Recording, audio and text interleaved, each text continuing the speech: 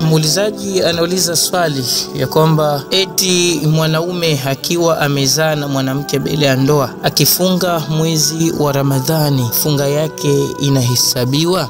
Huyu ni muulizaji ameuliza, nasi kwa taufiki ya Allah subhanahu wa ta'ala tunakwenda kumjibu kama ifuatavyo. Jawabu ni kwamba tunamwambia ni ndio, funga yake inahesabika ikiwa atafunga kwa nia njema na kufuata masharti ya funga.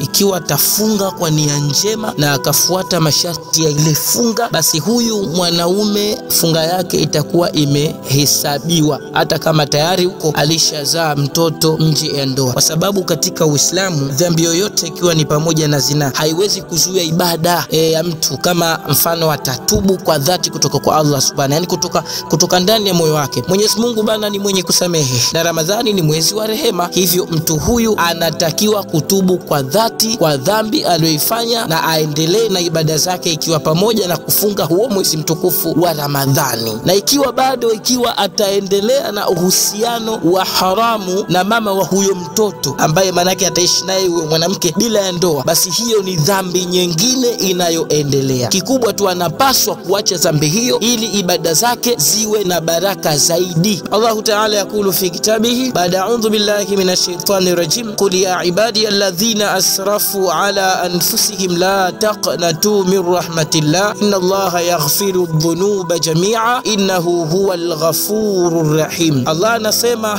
enyi waja wangu ambao mmeidhulumu ama mmejidhulumu nafsi zenu, msikate tamaa na rehema za Allah subhanahu, hakika Mwenyezi Mungu husamehe dhambi zote na hakika yeye ni mwenye kusamehe mwenye kurehemu. Huyo ni Allah subhanahu wa ta'ala. Lakini pia Allah yakulu fi kitabihi inna Allaha yuhibbu tawwabina wa yuhibbul mutatahhirin. Allah anasema ya kwamba hakika yeye Allah huwapenda wanaotubia na huwapenda wanaojitakasa. An Rasulillahi sallallahu alaihi wasallam annahu qala ataibu minadhambi kama la dhamba la. Tafsiri ya hadithi ni kwamba mwenye kutubu dhambi ni kama yule ambaye hana dhambi kabisa, na hadithi hiyo utaipata katika Ibn Majah wa hadithi ya 4250 na sahihi kwa mujibu wa Albani. Hiyo hadithi Albani ameisahihisha. Hizi zote ni dalili zinazothibitisha ya kwamba katika ibada kuna tauba. Sawa, haijalishi huko nyuma umefanya mashaka gani, lakini Allah subhanahu wa ta'ala atakusamehe ikiwa utatubia kisawa sawa. Na ibada ya funga haishikamani na mambo mengine. Ukifuata taratibu za funga, basi funga yako itakubaliwa, lakini haijalishi tena ya kwamba wewe ndio unakujibu hivi hiyo dhambi ya zina iendelee. Hapana, dhambi ya zina achana nayo na muombe Allah akusamehe dhambi hiyo, lakini pia muombe Allah sana atakabali hiyo funga yako.